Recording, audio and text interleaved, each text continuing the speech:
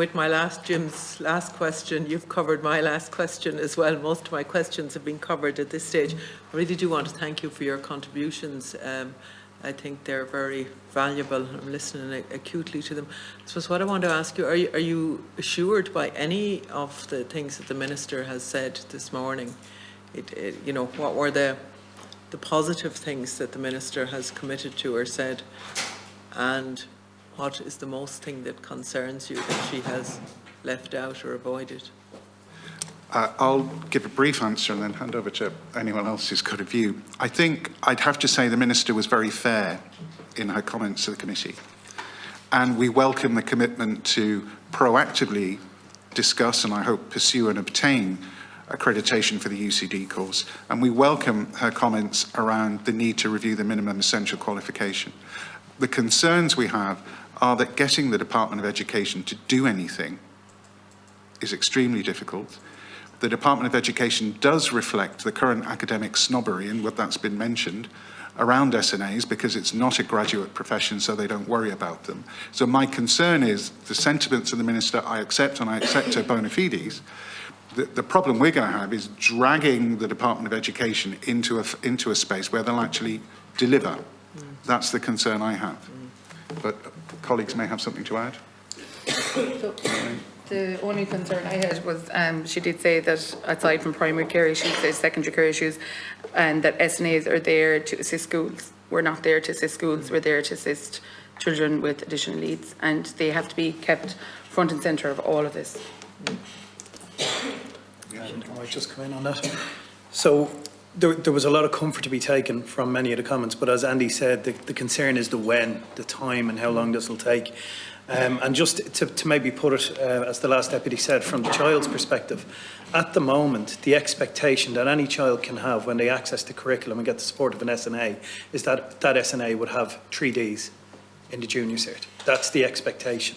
And yet the reality on the ground is, and I have examples here where it's FETEC level 6, FETEC level 5, must engage in CPD. So there's disparities right throughout the country of what's happening on the ground, and we need to standardise that. And I think we need to look towards future-proofing the service. We know the evolution, and I don't need to labour the point, of special education from 1979 to now, but it doesn't mean it stops here. This could be the beginning of something where we could lead the way and have a world-class service. And we're not going to do that if we ponder too much over a minimum qualification where we know the reality on the ground is starkly different to what's happening. Just a couple of things that were covered around the view of unskilled labour. We have had SNAs on to us in the past week that have been asked to clean fish tanks, that have been asked to clean out lockers or to laminate or to mop floors and things like that.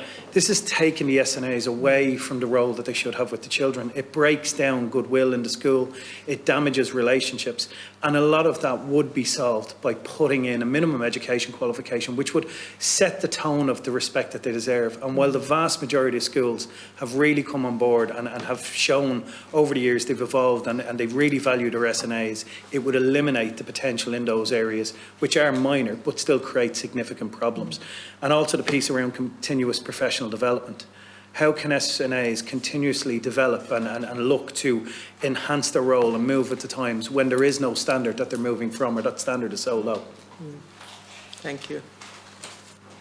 Katrina, I do just want to, I want to ask just in relation to, was it, Katrina, you said you have a special interest in autism in particular, and you've done a lot of training around that.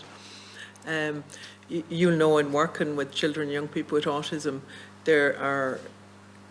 there's enormous skills in some places, like things that would go above and beyond things that you or I or others would be able to do, or non-autistic students would be able to do. So maybe a specific flair for maths, for art, for other things. Do you see in your role that potential being